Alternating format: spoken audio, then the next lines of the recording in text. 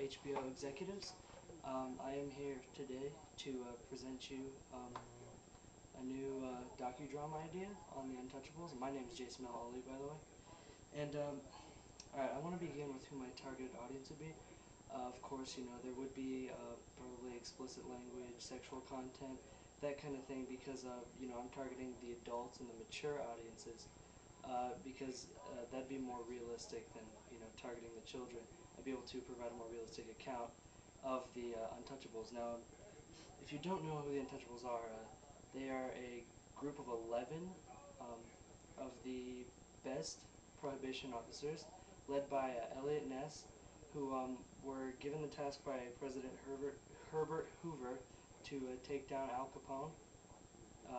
By enforcing tax evasion laws and prohibition laws to crack down on his gang and get rid of him once and for all in between 1929 and 1931 in Chicago. For the characters, we would of course have to have Elliot Ness, who is the one who put it all together, the mastermind behind the Untouchables group, and there are 11 other Untouchables.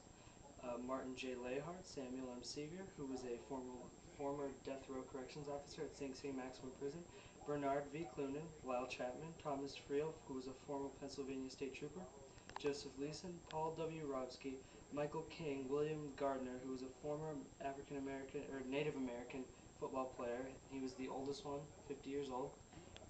Jim Seeley, who was a former private investigator, Albert H. Wolf, who transferred to Chicago from Kentucky after the big St. Valentine's Day massacre.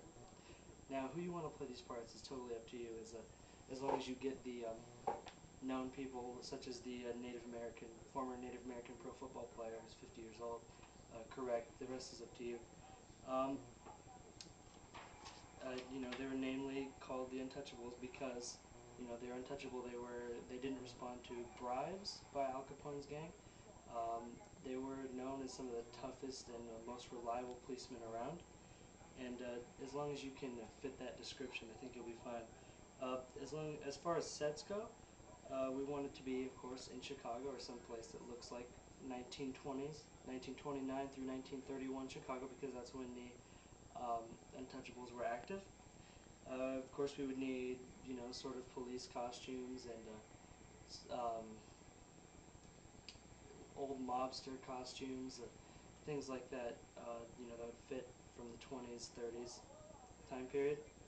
I believe this would make a really good docudrama because not only is it a drama, of course, because of everything included in it, but it's also it's a docudrama because it's not a fictional account by any means. It's a non-fictional account of what actually happened from 1929 1931, and it's going to examine the hardships and the controversy and fights associated with this group.